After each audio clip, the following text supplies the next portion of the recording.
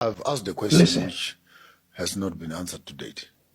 That how can 10 to 15 white men sit on a table and make an agreement which 54 presidents and leaders cannot undo? What is it that such a small group of united Europeans can take a ruler and cut your continent to pieces? Here we are 63 years later talking about the Africa Union and Kwame Nkrumah's vision, Kambarage's vision, Kenneth Kaunda's have come and gone, Banda's have come and gone, Mugabe's have come and gone. And what makes it so sad is that during the liberation struggle, Tanzania becomes a home base for all of them. ANC, SWAPO, ZANU-PF, Frelimo, all of them, they were in the same camp. They all were agreeing as comrades, let's go back and liberate our countries. But immediately all of them go back to their countries. They've become enemies of each other. So are we only friends at war and we're enemies at peace? And if we can fail, therefore, as African governments in this deja vu of what we lost, over and above the culture that Chinua Achebe can echo, now we are talking about the loss of even the unity that became the fuel of our own independence. But King, you know, let's trace it. In 1963, in Addis Ababa, the question of undoing Berlin was a live issue. And if you look at the early debates, there are those who said, let us undo the boundaries. And then it was examined, and they argued that if we started undoing the boundaries, there would be great conflict because the neo-colonizer is still with us. The same was revisited in Cairo in 1964, hosted by Gamal Abdel Nasser. And the key voices at that time were Nyerere and Nkrumah.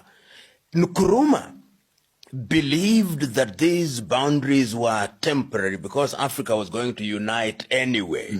So his argument was, well, these are only going to be boundaries for purposes of administration, and the doctrine of inviolability of inherited boundaries was then drilled down. Little did he know that these were the things that were going to be gridlock and paddocks that would hold us together.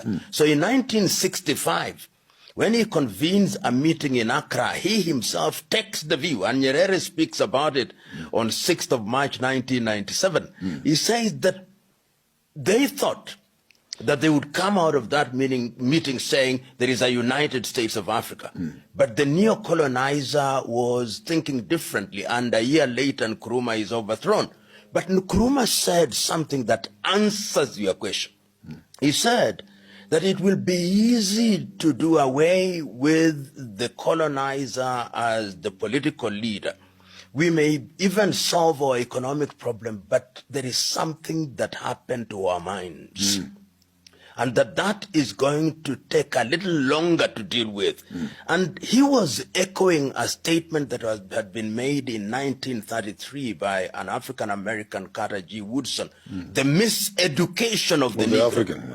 And Ngugi wa Thiong'o later writes about it in terms of decolonizing the mind. And I Brilliant book, by the way. Yes, indeed. And I think while you're on that, yes, it should be illegal for anyone who wants to start talking Pan-Africanism, for example, who has not gone through 2 or 3 of those books that you have mentioned.